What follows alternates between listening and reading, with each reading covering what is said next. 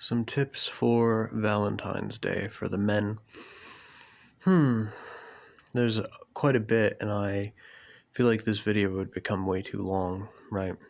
And life is a little too short, and Valentine's Day is almost over. But, you could keep this in mind for the next Valentine's Day so you don't fuck that one up. So, the most important one is that Valentine's Day is every day, right?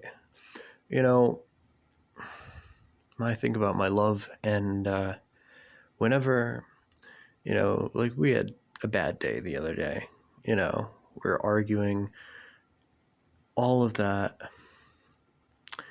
you just wait. You just wait. Because oftentimes when we try to make things better, we make them worse. And you feel all these forms of anxiety, and like, oh, I have to say this, I have to do this, and you just kind of push her further away, and your emotions become overwhelming, right? And what I had to do was I needed to tell my emotions to just shut the fuck up, right? I just had to sit down and go, all right, and just think about the most basic things like stale bread, don't flinch at life. Don't flinch at love. Don't flinch at stress. Just be, just exist. And it's like, this day is particularly bad, but every day has been bad for the past 100,000 years, for every living thing that creepeth upon this earth. So you just sit back and you're okay with everything, right?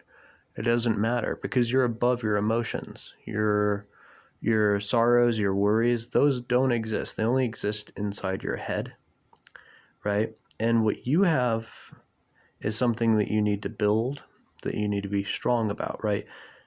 If she's emotionally in distress and stressed out, then what good does it have when you have two women in this situation?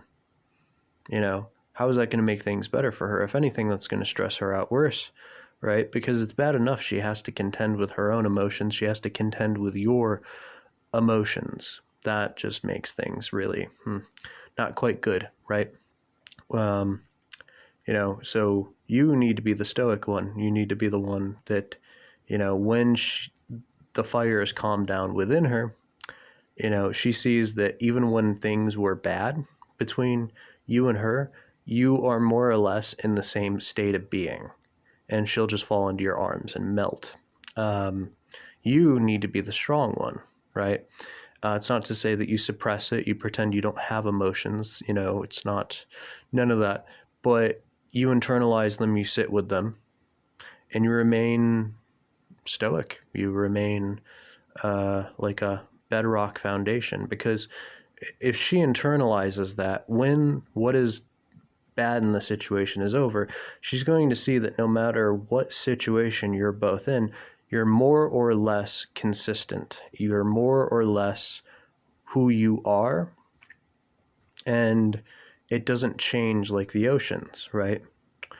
And, she is the salty waters. She is the chaotic tide.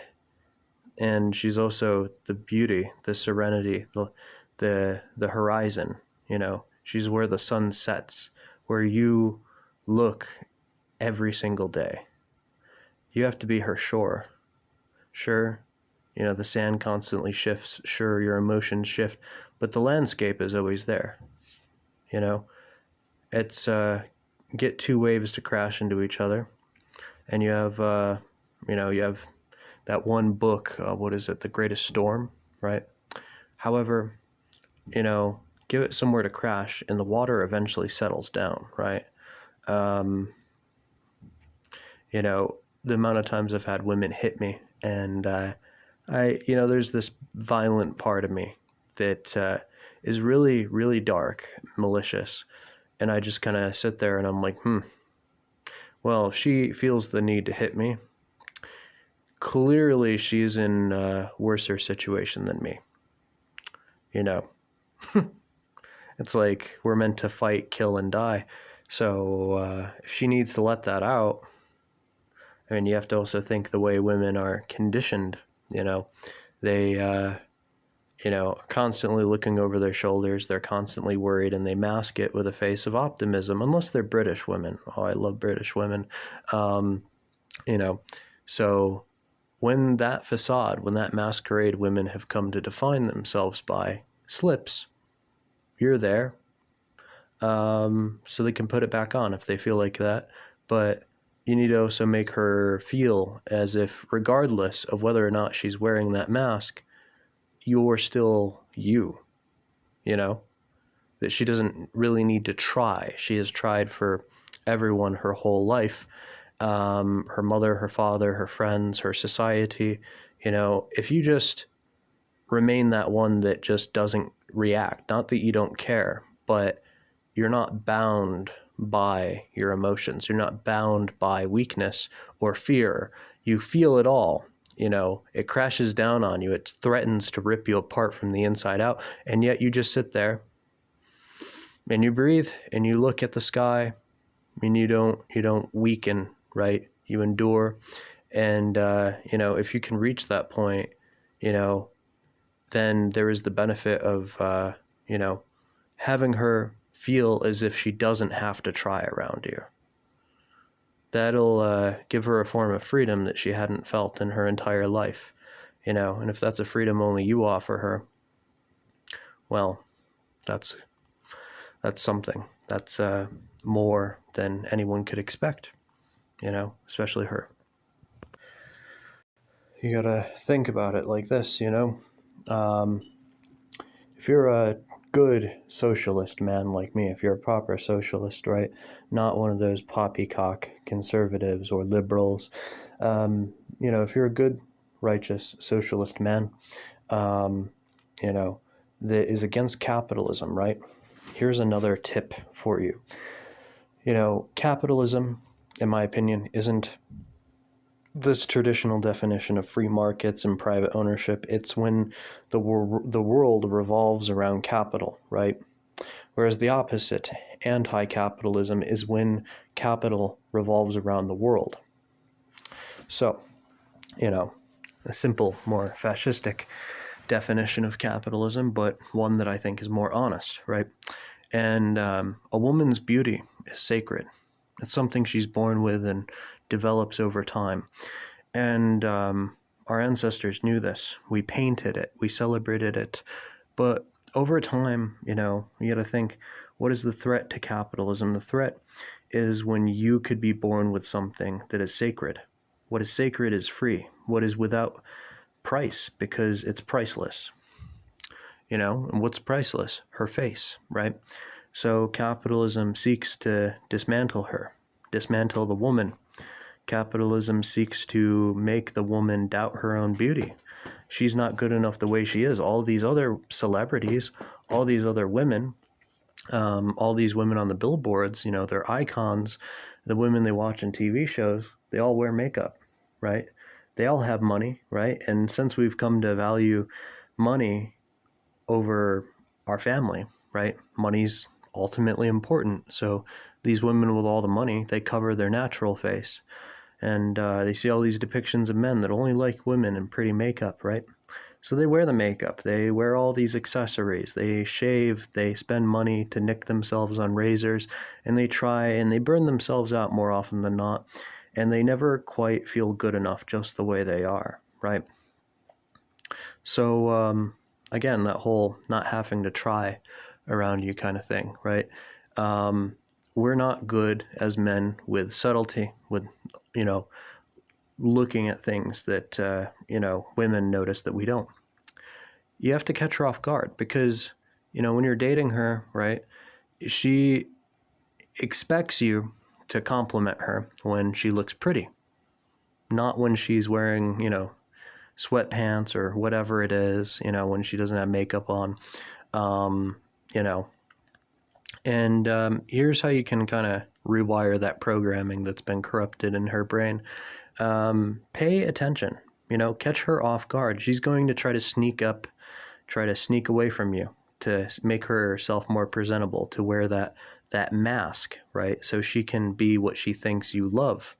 When you need to get through to her that she's the one you love, it's what's under the mask that matters more. And it's not to say that, personality matters more than beauty. No, I think absolutely beauty matters more than personality. This is how I went from being a loser to having sex with a lot of millennial women as a Gen Z person. Well, yeah, because millennial women are the best, FYI. Anyways, I will say this though. Sorry, my cat's eating food, and it's kind of cute to look at. But yeah. Anyways, yeah, you gotta catch her off guard, right? You have to know when she's going to do these things that, she thinks. I feel like there was going to be a point I was going to make, but I forgot. You have to, again, catch her off guard. You have to sneak up on her. You have to understand the subtlety in her body language. You have to understand when she's going to do something, right, to make herself feel as if she's worthy enough to be around you, which is ironic because we never worry about that as men, right? We a lot of times don't shower, we don't clean up after ourselves, and we act like incompetent children, and they kind of just deal with it because that's, what's considered normal. That's another thing I'll eventually get into. But anyways, again, it's not, if you can make her not try, it's going to stress her out less when you don't try, which benefits both of you because neither should be trying too hard. There's nothing more romantic than when you can both be slobs together and not worry about, mutual judgment, but just like, okay, we don't have to pretend,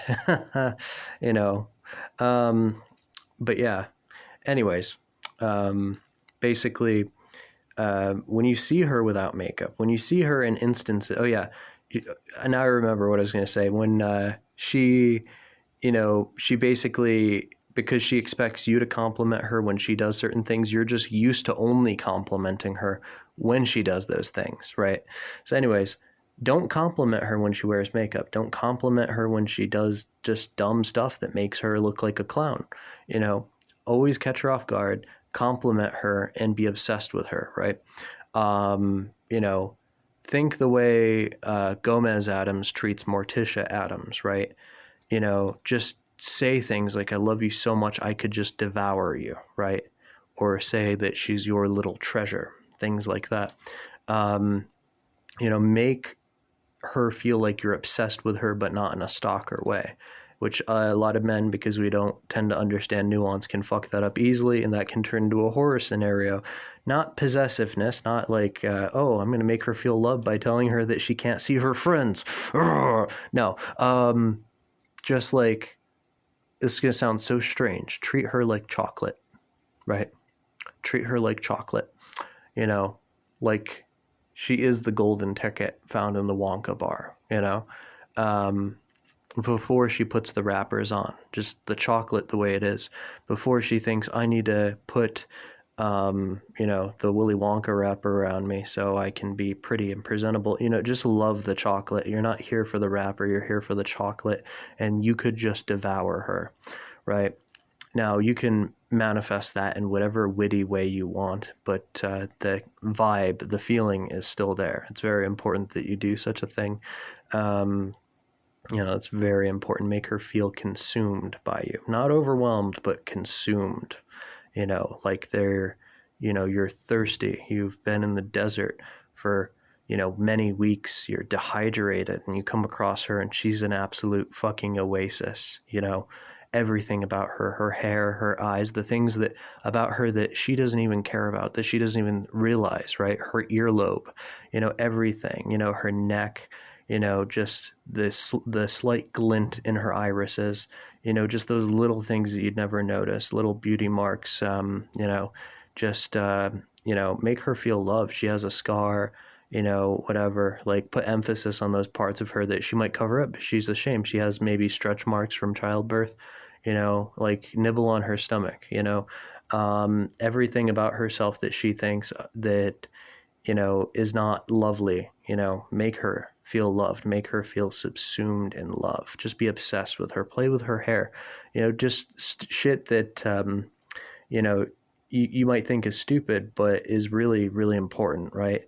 And you got to do that every day. Every day you're with her, right? Of course, maybe not when she's not in the mood, obviously, but also consider her feminine health, right? A woman really loves a man that will buy her tampons or pads or whatever and do it without shame. Go to the store so she doesn't have to, because there's nothing worse than going to a market and as a woman and buying womanly products, and then you have that creepy, greasy cashier who just like kind of looks at the product for too long or accidentally touches your hand or whatever. These women have to look over their shoulders every day.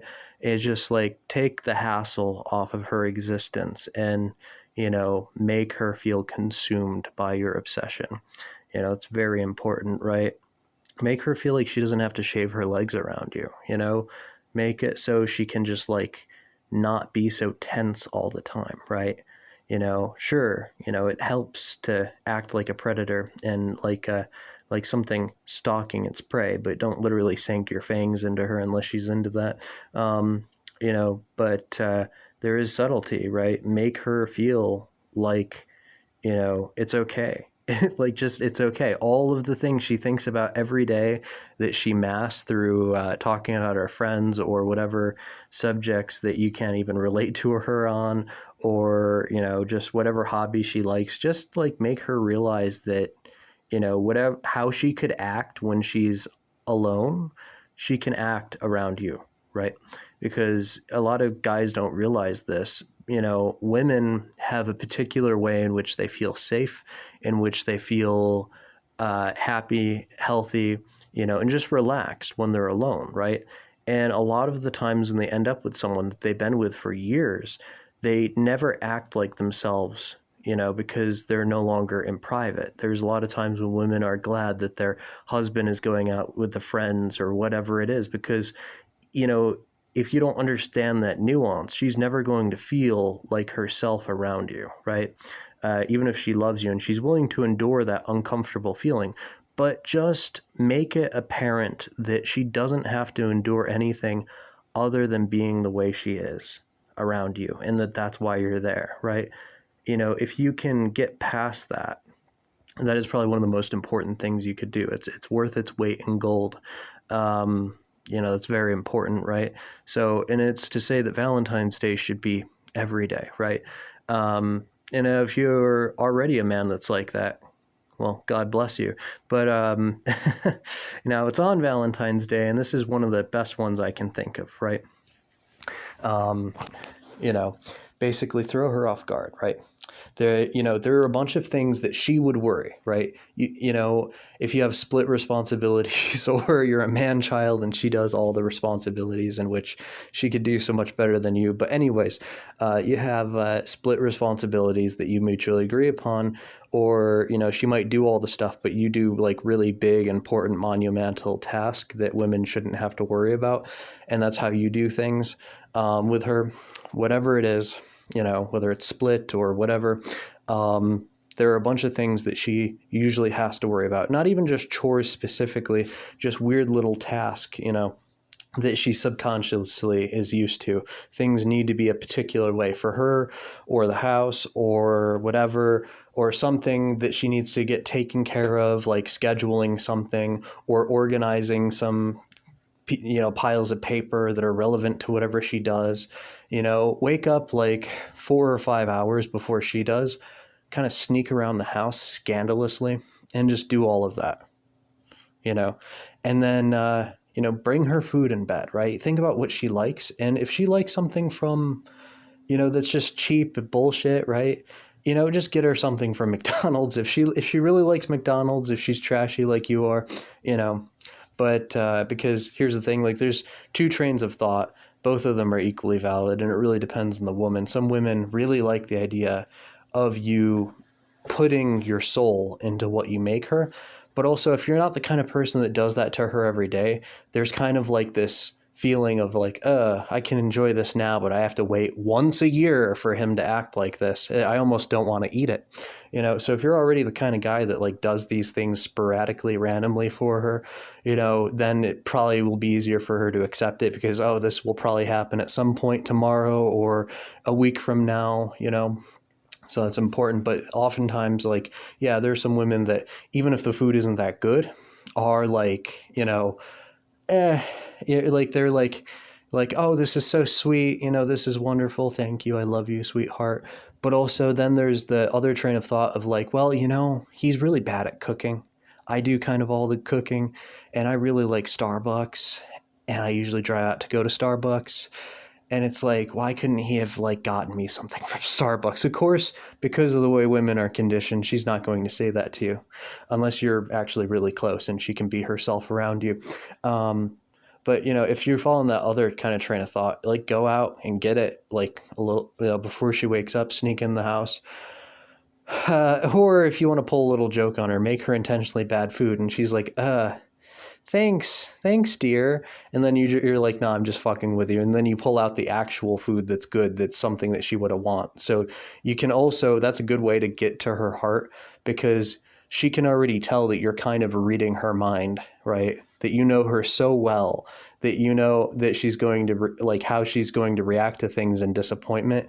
And then you use her disappointment as a slow buildup to the punchline that's like, no, I got you. Like things like that. And a lot of guys can't do that, which, I don't know. I think it's fun, but a lot of guys can't do that, But yeah, it's just, on the, like, again, it's like with anyone I've ever been with, Valentine's Day, we never really celebrated it, right? That's the thing. A lot of women look forward to Valentine's Day because they're with men that basically don't love them the way they should, and then their man's like, oh yeah, well, I can just be a piece of shit all year, right? And then she'll be satisfied with this superficial payment in exchange of Valentine's Day. I usually just make them feel so loved that they forget that it's Valentine's Day, and I have to be the one to remind them, right? Which also leads to another funny one. If she's really anticipating Valentine's Day, right, and women will typically tell you things they really want that in the future, and they'll say it in subtle ways or direct ways like 25 times. And unless you've really made it clear that you've internalized it, they'll keep bringing it up because they know that you'll almost forget about it, almost like it's intentional, even though I swear, ladies, it's not. Write it down in advance, like really write it down, have like this secret scandalous area of secrets in the house that she doesn't know about in the crawl space in the attic of your master plan, right? And make her just think, he's gonna forget, right? And then snap, snap, snap, gunfire, kind of overwhelm her, throw her off on that particular day, like, oh, of course I wouldn't forget that. Oh yeah, but that thing with my mother, I already talked to her, we're good. Just things like that. Just kind of build up the disappointment and turn that into a pun, because women like tragically funny circumstances. They like funny humor, right? And again, right, women like humor. They love humor. American women are weird, right? Success may vary. I love British women because you can be really dark, and male humor is pretty dark. So, yeah. Yeah, dead orphan baby jokes. That's the best. But, a lot of women are like, oh, that's a little too sad. But anyways, one of the things is, and this may or may not work depending on your circumstance, but it's very important, and I put a lot of thought into it, basically, and again, if there's somewhere that she wants, right? Again, you have to know your woman, like assuming that she is this kind of woman, then this works, but there is a good chance that you're going to fuck this up, but it's fine. You'll move past it. But if it works a little too well, don't plan anything substantial, right? Like, because she has to put her mask on, to be a certain way. And there's a lot of social peer pressure on women in certain social occasions where they have to act a certain way. They have to present themselves a different way. They have to react a different way, or whatever it is, than the way they want to, right? So if she kind of wants to go to this place, she also has to just there's a lot of work into putting into their appearance. And a lot of women just want to be slobs, just like you, right? I mean, humans are pretty lazy, which is good. It's it's something where I can be proud, where I can be really happy knowing that I've made her feel comfortable enough about being lazy around me, when that's usually something men do, right? She literally doesn't have to worry, but to where it's like, no, I didn't really have anything planned because, it's already enough just to be here with you. Like, can't we just like snuggle, watch a movie, or you really liked that beach or whatever, and we've been working so much. Let's just drive out to the beach, right? Like, keep her in mind. But then say, like if there's a place she really wants to go or whatever, be like, oh yeah, and I planned this trip at that steakhouse that you really liked tomorrow. Tomorrow? Wait, tomorrow? Not today. It's Valentine's Day. It's Saturday, and it's like, all right. Well, I'm trying to think of how my brain's short circuiting because I'm tired and don't have enough nicotine. But say something like, why limit our love to Saturday when we have forever? That could, if you pull it off in a specific way, that right there. Yes, absolutely. Like, that is important. It is very important. That, like, I can't, like, the results may vary, but if it works out the way I think it would work out, yeah, it overwhelms her, right? But then you have to kind of break the ice a little bit because it might get a little too intense, and then you can just say something stupid and kind of morbid or whatever, just humorous, witty. Just be like, our love is just as strong as the Titanic, our love is, or our love is so strong. It's like, it's like Ocean Gate. It only ends when we implode, just like something that makes her laugh, to where the seriousness kind of washes off a bit. But yeah, those are just some simple suggestions. I don't know if you'd find them useful or relatable or whatever, but I just thought, I'd keep this in mind. But yeah.